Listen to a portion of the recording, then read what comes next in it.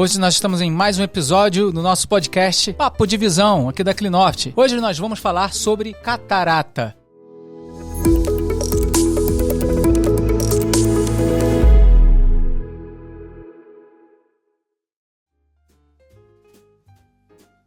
Olá, sejam bem-vindos a mais um episódio do nosso podcast Papo de Visão da Clinoft, consultório de visão aqui de Teresópolis. Eu sou o Rosenberg, secretário da Clinoft, e estamos aqui com nada mais, nada menos que com o Dr. João Maria Ferreira. Olá, é um prazer estar de novo com vocês aqui nesse podcast para conversarmos um pouco sobre uma patologia que, de certeza absoluta, vai interessar a todo mundo. Ok, hoje nós vamos falar sobre catarata. Quais são os sintomas, quais são os tipos de tratamento, enfim, daí a gente vai batendo papinho aqui, entrando nesses pormenores. Vai exatamente. Fluir. Certeza então absoluta. Vamos lá, doutor, o que é catarata? Catarata, às vezes a pessoa pensa que é uma patologia, e pode até ser, mas a maior parte das vezes a catarata é simplesmente um envelhecimento do globo ocular.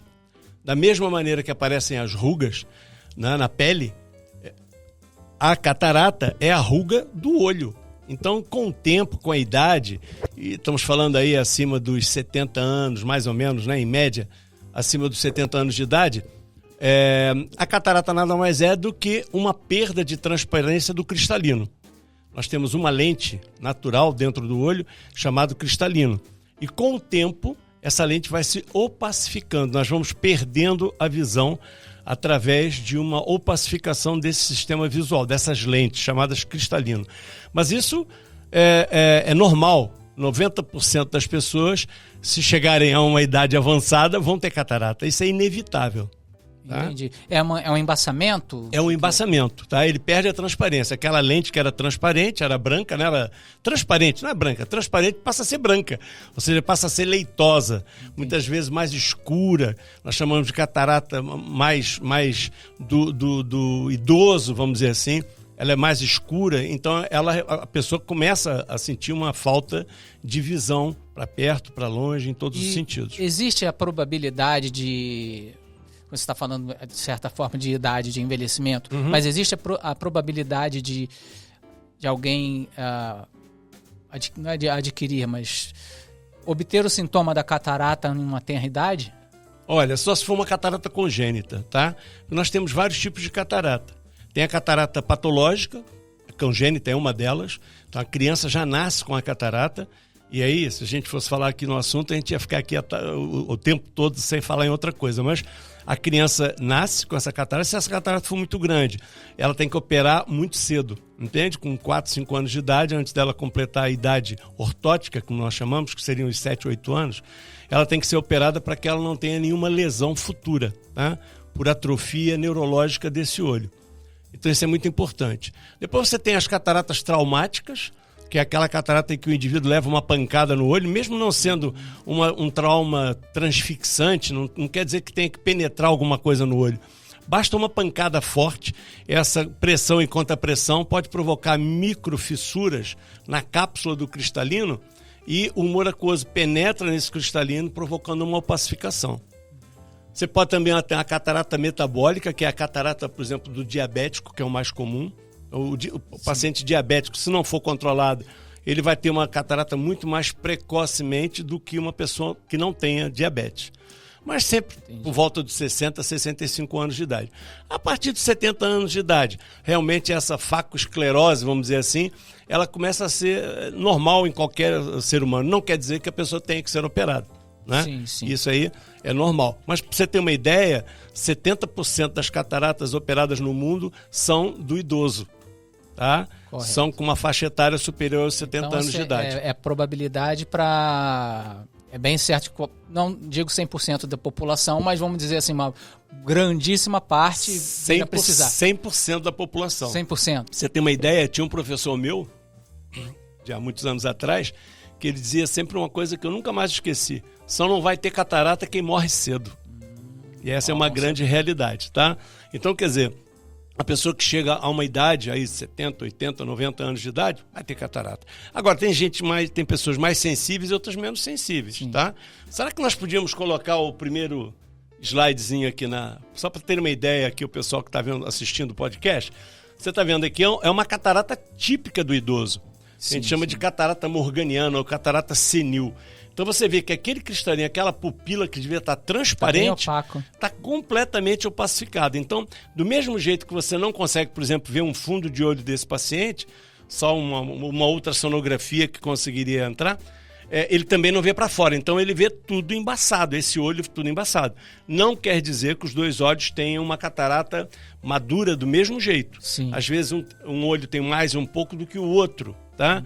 Mas isso aí é uma catarata que é plausível para uma cirurgia, não tem outra solução, entende? E aí vamos supor que a pessoa tem medo da cirurgia e não quer fazer a cirurgia, o que ela vai ficar com a catarata, óbvio, mas qual é o resultado disso? Então, veja bem, é a perda da visão. Muitas vezes o paciente procura o consultório, por exemplo, quando chega a época de fazer a prova no Detran, eu fui e a médica ou o médico, né, me viu e não aceitou. Então, mandou eu vir ao oftalmologista. E aí você não sabe muito o que fazer, porque um paciente que chega lá com uma visão dessa, ela só vê vultos. Entendo. Entende? Só vê luz. Entende? Ele não tem mais noção nem de profundidade, nem de visão para perto, para longe, para média distância, para lugar nenhum. Então, quer dizer, aí fica difícil, né, você resolver um problema. A única solução é a cirurgia, não tem outra solução. Porque a gente vê eu já vi alguns anúncios aí via internet de até remédios para você tomar que acaba evita a catarata, que acaba com a catarata.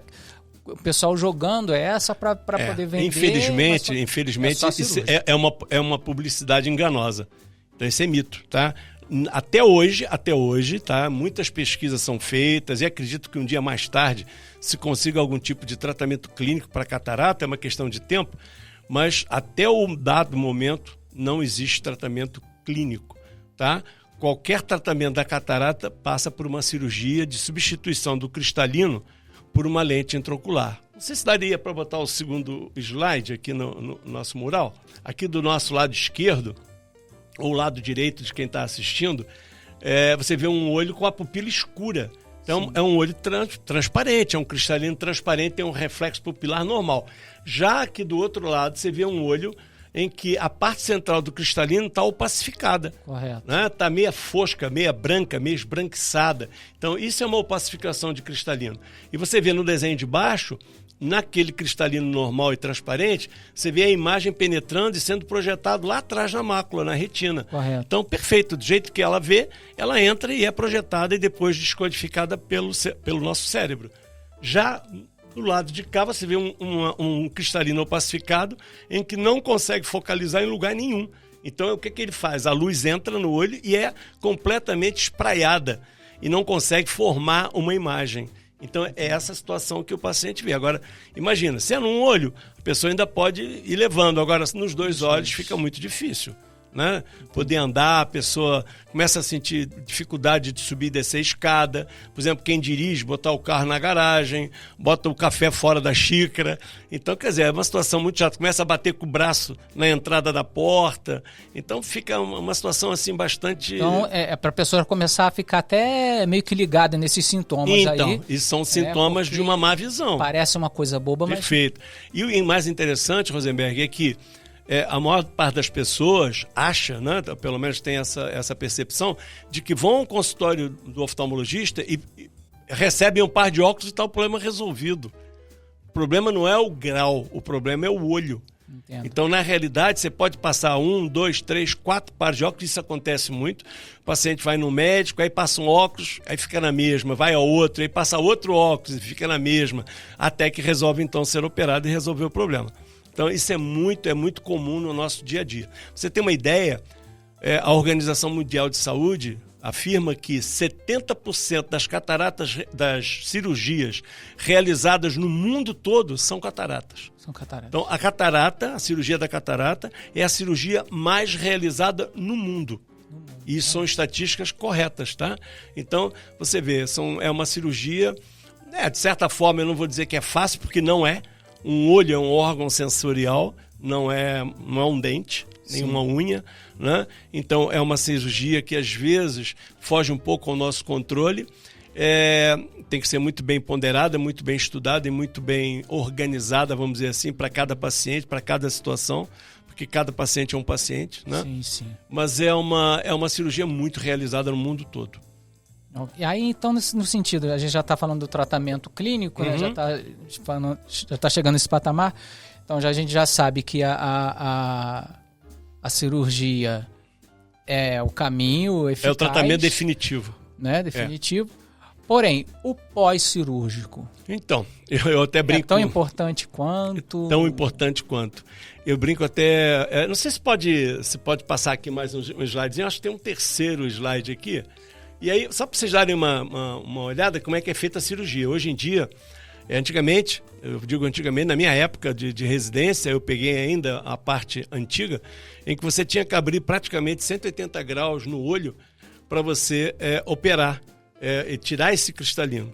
Hoje não. E aí você dava 5, 6 pontos, né? Hoje é muito raro acontecer, a não ser que seja um cristalino muito duro ou que tenha algum problema dentro do olho, que não seja só catarata, porque às vezes o paciente tem vários outros problemas e ele acha que é só catarata e não é.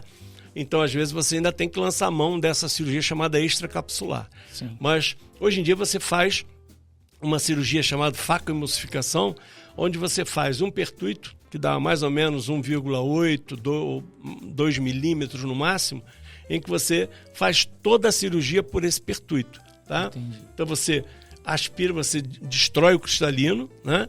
Aspira essa massa, esse conteúdo, e depois injeta por essa mesma abertura uma lente dobrada que vai se abrir dentro do saco capsular, substituindo esse cristalino. Porque se você não colocar lente nenhuma dentro do olho, o que é que vai acontecer? Ele vai ficar aí com uma graduação de 14, 15, 16 graus. Entendi. Que era o que antigamente acontecia, em que a pessoa ficava com uma lente enorme, muito grossa, parecia um olho de boi, né? Entendi. Então era muito complicado. Hoje não. Hoje a gente coloca essa lente intraocular e essa lente intraocular ela substitui, de certa forma, o cristalino que acabou pacificando. Ah, legal. Agora, você me perguntou uma coisa que eu não te respondi, que foi o pós-operatório. Ah, sim. O pós-operatório da catarata. O que acontece? Eu sempre brinco com meus pacientes da seguinte forma. Eu digo, ali na hora a gente tenta controlar a situação. Depois, nem nós vamos com o paciente para casa, nem levamos o paciente para nossa casa. Então, tudo aquilo que a gente... Exatamente. Tudo aquilo que a gente orientar o paciente, em todos os sentidos, não só no tratamento, mas nos cuidados que tem que ter, pelo menos nos primeiros 15 dias, que passa muito rápido, sim, tem que ser obedecido. Porque muitas das vezes o problema acontece fora do nosso alcance e sem necessidade absolutamente nenhuma, tá? Então, se o paciente cumprir direitinho as regras do jogo, fizer o tratamento correto, 95% ou 97% dos pacientes ficam muito bem sem problema nenhum. Ah, ok. E quais seriam esses cuidados? Que eu já vi casos de pacientes perguntar, doutor, eu posso fazer isso? Posso fazer aquilo? São coisas muito simples. Por exemplo, não baixar muito a cabeça. Baixar a cabeça que eu digo é ir lá no chão. Sim. Não é mexer a cabeça, senão sim, se o indivíduo para de mexer a cabeça, fica com um problema no pescoço. Então é mais complicado. Não é isso. Então, pode mexer a cabeça, pode ver televisão, pode ir no celular, no computador, não tem problema. Mas, por exemplo, não fazer esforço, não levantar peso, não mexer em terra de jeito nenhum, nem sequer jardinagem, nem mexer em planta. Por quê? Porque tem fungo, tem bactéria na terra. Então, a pessoa vai pegar ali uma bactéria no olho que pode ser fulminante. Uma infecção no olho é a destruição total do globo ocular. É muito difícil tratar de uma infecção intraocular. E o olho está aberto, porque ele não leva ponto. Numa cirurgia de facoemulsificação, ele não leva pontos. Então, você tem que ter um cuidado redobrado. Tá? É confortável para o paciente? É lógico que é confortável. Mas durante aqueles dias, por exemplo, eu posso lavar a cabeça? Sim, durante os primeiros 5 dias, lavar como se fosse no cabeleireiro, para trás. Se cair shampoo no olho, vai arder. Entende? Aí ele vai enfiar a mão no olho, vai coçar o olho. Quer dizer, entende? Evitar botar a mão no olho. Toda vez que for botar o colírio no olho, lava a mão. Mas não é com álcool gel, não, porque vai arder pra caramba depois. Lava a mão com água e sabão, simplesmente isso. Sim. Mas você evita de fazer a contaminação do globo ocular, que isso aí seria uma frustração muito grande, entende? Porque pode perder um olho definitivamente, uma infecção é muito grave. Tá? Então, quer dizer, o paciente tem que ter tem que ter cautela no pós-operatório e seguir as regras. A gente entrega uma folha com tudo escrito, bonitinho, sem problema, uma receita explicando o tratamento, é muito simples, entende? E são 15 dias que passa tão rápido na vida e a pessoa fica com uma boa visão pro resto da vida dela, entende? Vai usufruir daquela boa visão. Ah, legal. E além disso tudo, passou o tempo, a pessoa já tem, né, passou lá 6 meses, 1 ano, 2 anos. Tem que estar sempre monitorando a situação ocular. Veja bem, depois que você faz a cirurgia, depois que passa o 1º, 2º mês, geralmente a graduação se mantém durante muito tempo, tá? Sim. Porque hoje em dia você tem vários tipos de lentes intraoculares, tá? E aí depende muito de cada um e da condição financeira de cada um, ok? Nós temos uma fábrica no Brasil que fabrica lentes intraoculares. Sinceramente, eu gosto da lente. Já utilizei ela várias vezes para alguns pacientes. O paciente às vezes fala assim, mas eu queria uma importada. Tem esse mito, né? Tem gente que... É um pouco mito mesmo, viu? Porque a lente nacional, na minha opinião, é uma lente muito boa, que oferece exatamente as mesmas vantagens que uma lente importada. Lógico, aí você tem lentes para corrigir astigmatismo, que é muito cara. Você tem lente para corrigir o perto e o longe, como se fosse uma lente multifocal que você coloca dentro do olho, que também é cara. Você tem as lentes de visão estendida, que também são caras, que dá para longe e para média distância. São lentes que aí ultrapassam, inclusive, o projeto dos planos de saúde. Entendi. E que a pessoa tem que pagar a diferença, não tem jeito, entende? Mas é uma questão de você conversar com o paciente, ver o que ele quer na realidade, entende? E tentar oferecer da melhor maneira possível e que para que ele não seja defraudado. Agora é muito chato, por exemplo, você botar uma lente multifocal, é uma lente cara e depois não funcionar bem, ou seja, ele dizer assim, eu vejo muito bem para longe, para meia distância, mas para perto não dá. Aí você vai botar um óculos, e fala, eu gastei um dinheirão numa lente, agora vou botar um óculos. Então, tem que ser muito bem ponderado, tá? Porque uma pessoa, por exemplo, que tem uma catarata que ainda esteja numa vida ativa muito intensa, às vezes é melhor você botar uma lente mais simples, intraocular, lente intraocular, e depois corrigir o resto num óculos. Ninguém vai morrer por causa disso. Era esse ponto que eu ia chegar. Entende? E eu acho que é mais correto conversar essa história com o paciente, porque o paciente pode te explicar bem aquilo que ele quer e você bota os prós e os contras. E aí a decisão é final. Se for botar na ponta do lápis, ele já vem de um certo tempo, de pelo menos 45, 50 anos, já usando óculos, né? Verdade. Para perto, acaba que isso se obriga, de certa forma. Lógico. Eu tenho vários pacientes meus, que não fui eu que operei, porque eu não gosto muito de colocar esse tipo de lente, mas não sou contra não, tá? É uma questão de opção. Mas, por exemplo, chega aí e fala assim, poxa, eu gastei um dinheirão nessa lente. No outro dia uma paciente me falou isso. Aí eu operei lá no Rio, não sei o que, gastei um dinheirão na lente e não vejo para perto. Falei, pois é. E aí? Vamos fazer um óculos para perto. Não há solução. E a solução é fácil, é simples. Quer dizer, a paciente não tem nenhum problema com a cirurgia está redondinha, certinha, sem qualquer problema. Mas o perto não está funcionando. E agora? Vai tirar a lente? Vai botar outra? Lógico que não, tá? Esse é o tipo de cirurgia que só se faz uma vez. Quanto menos mexer, melhor, tá? Então, tem que botar um óculos, ninguém vai morrer por causa disso, entende? Eu acho que isso tem que ser tudo explicado e conversado com o paciente. Outra coisa, a história, muitas vezes o paciente fala, doutor, o que é que o senhor acha? Opero agora ou não? Às vezes o paciente tem uma perda de 10, 15, 20% de visão. Mas ainda, para o que ele faz, às vezes é um paciente já aposentado, um paciente que já não tem aquele compromisso do trabalho do dia a dia, e ele fala assim, mas para isso, para a minha vida, tá ótimo. Está ótimo, tá ótimo. Esse negócio de não, tem que operar para ontem. Na minha opinião, isso é minha opinião pessoal, tá? Eu acho que não funciona bem assim. Eu sempre digo o seguinte, eu acho que o diagnóstico é a obrigação do médico, do oftalmologista. Sim. O time, quem faz, é o próprio paciente. Sim. Se a visão dele, que muitas vezes o paciente é um paciente que trabalha no escritório, trabalha no computador, teve uma perda de 20% a 30% de visão e que para ele é muito ruim. Então ele tem que operar mais cedo do que os outros. Correto. Porque a atividade dele, profissional, exige uma visão mais apurada. Agora, um paciente que esteja aposentado, ou, por exemplo, que trabalhe rural, um paciente que viva mais ao ar livre, que não necessite tanto daquela visão de 100%, às vezes ele mesmo acha que é besteira. Então não tem problema, não é um problema de operar agora ou amanhã, entende? Pode esperar o tempo que for necessário. Agora, o paciente chegou e fala, olha, realmente está atrapalhando a minha vida. Então, está na hora de resolver o problema. Tá? Correto. Essa é a minha opinião, viu? Eu sei que muitos colegas não corroboram dessa opinião, mas cada um tem a sua opinião. Sim, cada um tem uma maneira de pensar. Né? Exatamente. E eu já vi casos a pessoa dizer que eu tô com uma catarata aqui, queria que o médico desse uma olhada. O pessoal confunde a catarata com pterígio, por exemplo, muito. Pterígio é externo, tá? É uma películazinha, é um avanço da conjuntiva em cima da córnea. Há diversas situações, tá? Principalmente o calor, o sol, as pessoas que andam muito expostas ao sol podem ter esse problema. As conjuntivites crônicas, alérgicas, seborreicas, as blefarites seborreicas podem provocar esse tipo de situação. Então, isso é um pterígio, é uma cirurgia bem mais tranquila, chatinha às vezes, mas sim, é bem mais tranquila, não mexe com a visão, a não ser que seja um pterígio gigante que entrou ali na frente da pupila, mas a maior parte delas, o que acontece?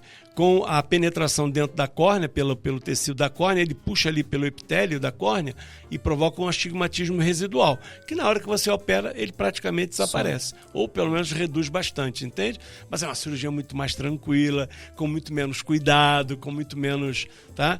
Mas é muito comum que as pessoas se confundam pterígio com a catarata. Catarata é interna, a pessoa praticamente não vê, entende? Entendi. Ela só vai sentir o sintoma da opacidade. Da perda de visão. Correto. Então, quando indicar a cirurgia, você já meio que falou, fica meio em tese também do que o paciente também te passa. Exatamente. Né? Na minha opinião é isso. Eu acho que quem decide o dia, o tempo, lógico, a gente sabe como técnico, como médico, que se você operar um paciente precocemente, você vai ter um cristalino muito mais mole, muito mais fácil. O paciente mais idoso vai ser um pouquinho mais duro, você tem que ter outros cuidados. Mas é assim, faz parte, né? Quer dizer, então você vai quase que optimizar a cirurgia para aquele determinado tipo de catarata, tá? Mas eu acho que, na minha opinião, quem vai decidir quando é o paciente. É o paciente. A última palavra é dele, com certeza. Porque, veja bem, nós estamos falando numa situação em que existe a reversibilidade da visão. Então, o cara perdeu a visão, mas isso é reversível. Sim. Você tirou a catarata, ele voltou a ver. Não é uma coisa irreversível, por exemplo, como o glaucoma, que é outra história, entende? Sim. Então, ou a retinopatia diabética, que também é outra história. Então, catarata você opera e a pessoa melhora. Correto. Então, não há o perigo de dizer, mas se eu deixar para muito tarde, depois eu vou perder a visão completamente. Não, isso não existe, tá? Então, quer dizer, se você opera, você vai reverter aquela perda de visão, você vai voltar a ver, sem problema nenhum. A não ser que a pessoa tenha mais algum outro tipo de problema. Mas se for só catarata, sem problema nenhum. Então, menino, presta atenção. Pós-cirúrgico da catarata. Nada de tacar terra no olho. Isso aí. Nada de tacar água quente no olho. Nada de capinar. Nada de capinar. Nada de... Entendeu? Também. Muitas coisas você tem que evitar. Muita atividade. Muita labuta. Isso, né? muita atividade. Então tem que ter que ser um sapatinho, ficar quietinho. 15 dias de molho. 15 dias de molho. Outra coisa. Deitar do lado que operou. É assim, se a pessoa puder evitar, melhor. Tá? Nós costumamos, na nossa equipe, na Clinoft, nós damos sempre um protetor ocular de acrílico para a pessoa dormir com ele. Então, é um protetor tipo uma concha, em que se coloca sobre a órbita, com um adesivozinho, e a pessoa pode dormir, e mesmo que vire, não tem grande problema, entende? Mas a maior parte das vezes, mesmo sem a concha, nunca tive problema nenhum nesse sentido. Mas se a pessoa puder dormir de lado ou dormir de barriga para cima, melhor. Tá? Ok, e no dia a dia o banho, vai lavar a cabeça? Os primeiros 5, 6 dias, como se estivesse no cabeleireiro, tá? Correto, ou seja, para trás, que é para não ter um shampoo que vá para o olho, porque o problema não é o shampoo em si, o problema é arder e o cara ir lá automaticamente coçar o olho num pós-operatório imediato. Isso aqui é perigoso, entendeu? Ok. Viu? Então nós estamos aqui delineando aqui o que é a catarata, o sintoma, a necessidade da cirurgia e também do pós, os cuidados. A gente brinca aqui, mas é sério, o pós-operatório também é muito importante. Por que a gente bate nessa tecla? Porque às vezes a pessoa, tem gente que fala, eu operei e não adiantou, mas não é porque Tem gente que às vezes pensa que, mas não é isso, é porque de repente não teve o devido cuidado no pós-operatório. Ou tem outros tipos de patologia, né? Tem outras comorbidades que às vezes não é só a catarata. Esse é o problema, entende? Mas qualquer dúvida, nós estamos à disposição lá na Clinoft para responder as perguntas de vocês e para dar o nosso suporte técnico para quem quiser nos procurar com todo prazer, sempre com qualquer tipo de problema. Serão sempre bem-vindos. E lembrando que nós estamos ali na Beneficência Portuguesa, ali no ambulatório, Avenida do Fim Moreira, 798, já até decorei. A gente está ali perto do raio-x ali. Laboratório. Do laboratório, né? E nós estamos há 3 anos já, né? Então é bom que o pessoal fique ligado nesse lance do... E temos uma equipe competente para resolver esse tipo de problema. Exatamente. Equipamento, temos todos os equipamentos, então, quer dizer, o paciente pode ficar tranquilo, porque vai ser não só bem atendido, como vai ter, se Deus quiser, um bom resultado no pós-operatório. Legal. Bom, isso aí já é importantíssimo, né? Porque a pessoa chega também com uma certa insegurança também, né? Muitas vezes ela já chega, é o 3º, 4º médico que vai procurar. Entendo. Entende? Quantas vezes isso acontece? Então, quer saber uma opinião, aí vai num, vai no outro, entende? E às vezes nós já somos o último da fila, né? Então, estamos sempre à vossa disposição para esse e para outros assuntos. Espero que a gente tenha a oportunidade de falar sobre outras patologias, se bem que, como digo, não é bem uma patologia, né? Sim. Mas sobre outros problemas de visão, né? Estamos sempre aqui à disposição para esse bate-papo aqui interessante. Legal. E é isso aí, gente. Hoje foi o nosso bate-papo sobre catarata aqui no Papo de Visão da Clinoft. Eu, Rosenberg, digo para vocês que foi um prazer estar aqui com vocês mais uma vez e junto com o Dr. João, que é esse baluarte da oftalmologia. E é isso aí. Muito obrigado. Mais uma vez lembrando, Clinoft no Instagram, fique ligado lá. Estaremos no YouTube daqui a pouco com o nosso podcast no ar. E o nosso telefone, 990 30 9101, é o WhatsApp também. Quiserem mandar alguma dúvida ou qualquer coisa, pode mandar por lá que estaremos também à disposição. A clínica, né, além do Dr. João, tem o Dr. Leonardo, a doutora Natália, o Dr. Uric. É uma equipe bem... Multidisciplinar, vamos dizer assim. Isso dentro aí. Da oftalmologia, exatamente. Né? Para dar suporte a quem for necessário, lógico. Não pode esquecer lá da Casa Azul também, sim, né? Do hospital, que tem São José, também estamos lá, a mesma equipe também. Lá. Isso é uma perna da Clinoft, vamos dizer assim, né? Isso aí. Mais uma vez, muito obrigado. Obrigado aí pela oportunidade. Até a próxima. Se Deus quiser. Até a próxima. Um abraço. Um abraço a todos.